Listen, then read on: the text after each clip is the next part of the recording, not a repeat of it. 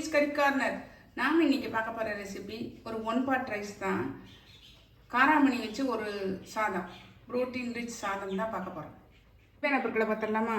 ஒரு சின்ன டம்ளருக்கு 1.5 டம்ளர் எடுத்துருக்கேன் ரைஸு.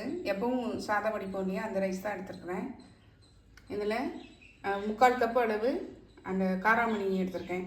நான் வந்து சிவப்பு காராமணி எடுத்திருக்கேன். நீங்கள் வெள்ளை காராமணி, சிவப்பு காராமணி எதுனா எடுத்துக்கலாம். இது வந்து ஒரு அரை மணி நேரமாக ஊற வச்சு வச்சுருக்கேன்.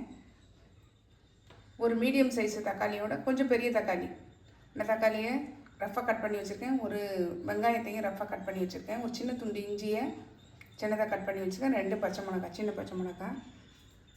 இதில் வந்து கஸ்தூரி மேத்தி வந்து 1 டேபிள் ஸ்பூன் அளவு எடுத்திருக்கேன். சாம்பார் பொடி வந்து 1.5 டேபிள் ஸ்பூன் எடுத்திருக்கேன். இது ஹோல் ஸ்பைஸ்ன்னு சொல்லுவோம் இல்லையா, லவங்கம், பட்டை, ஏலக்காய், ஸ்டார் அனீஸ் இதெல்லாம் எடுத்திருக்கேன். இது போக நமக்கு வந்து நெய்லேயும் செய்யலாம், ஆயிலையும் செய்யலாம், நம்ம விருப்பம் தான். மிக்ஸி ஜார் எடுத்திருக்கேன். இதில் இந்த வெங்காயம், ரஃப்பாக கட் பண்ணி வச்சுருக்கிற வெங்காயம், பூண்டு, பச்சை மிளகாய், தக்காளி இதெல்லாம் இதில் சேர்த்துடலாம். இது கூடயே இந்த சாம்பார் பவுடரையும் சேர்த்துட்றேன். இந்த சாம்பார் பவுடர் இல்லைன்னா 1 டேபிள் ஸ்பூன் அளவு தனி மிளகாய் தூளும் 1.5 டேபிள் ஸ்பூன் அளவு மல்லித்தூளும் சேர்த்துக்கலாம். இது கூட கொஞ்சம் பெருங்காயம் சேர்த்துக்கலாம். இது தண்ணி விடாமல் நல்லா அரைச்சிட்டு வந்து காமிக்கிறேன். தண்ணி விடாமல் மசாலாவை அரைச்சிட்டு வந்துட்டேன். இப்போ நம்ம குக்கர் வச்சு அடுப்பில் ஒரு சின்ன குக்கர் வச்சுருக்கேன்.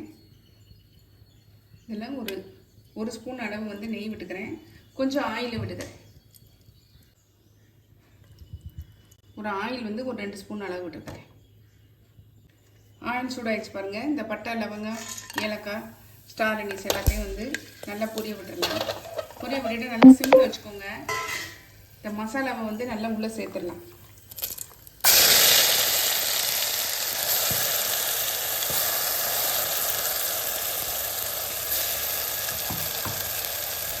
நல்லா சேர்த்துட்டு நல்லா கிளறி விட்டுடலாம். மசாலாலாம் நல்லா வந்து வதங்கிட்டு பாருங்க, எண்ணெய் பிரிஞ்சு வந்துடுச்சு. நம்ம இந்த ஸ்டேஜில் காராமணியை சேர்த்துடலாம்.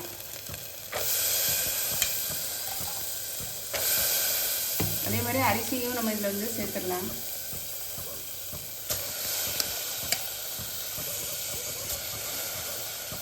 நல்லா மிக்ஸ் பண்ணி விட்டுறலாம். நம்ம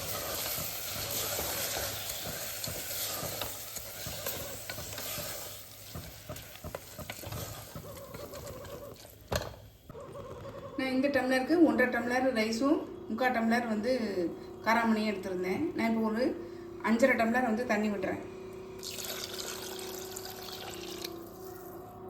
நல்லா மிக்ஸ் பண்ணி விட்டுறலாம். தேவையான உப்பு சேர்த்துட்றேன். நல்லா கொதிக்க ஆரம்பிச்சிருச்சு பாருங்கள். இந்த ஸ்டேஜில் நம்ம உப்பு காரம்லாம் செக் பண்ணிக்கலாம். நான் வந்து இப்போ கஸ்தூரி மேத்தி அதை கொஞ்சம் சேர்த்துக்கிறேன். இது கூட நீங்கள் கொத்தமல்லி தழை சேர்க்கலாம். நான் இன்றைக்கி வந்து கருவேப்பிலை சேர்க்குறேன்.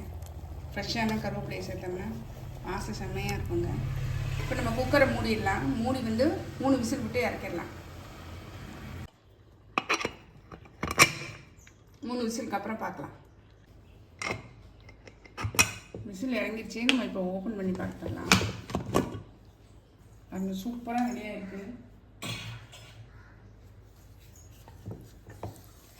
செம்மையாக இருக்குங்க சாதம்.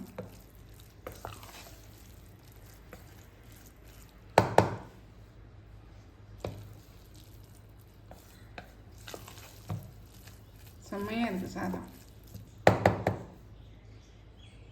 நம்மளுடைய ப்ரோட்டீன் ரிச் காராமணி சாதம் பாருங்கள், செம்மையாக இருக்குங்க. டேஸ்ட்டும் செம்மையாக இருக்குது. கண்டிப்பாக ட்ரை பண்ணி பாருங்கள். ட்ரை பண்ணி பார்த்து கமெண்ட்டில் சொல்லுங்கள். லைக் பண்ணுங்கள், ஷேர் பண்ணுங்கள், சப்ஸ்கிரைப் பண்ணுங்கள். பக்கத்தில் உள்ள பெல் ஐக்கானை கிளிக் பண்ணுங்கள். நாளைக்கு வேறு ரெசிபியில் உங்களை சந்திக்கிறேன். Bye, thank you.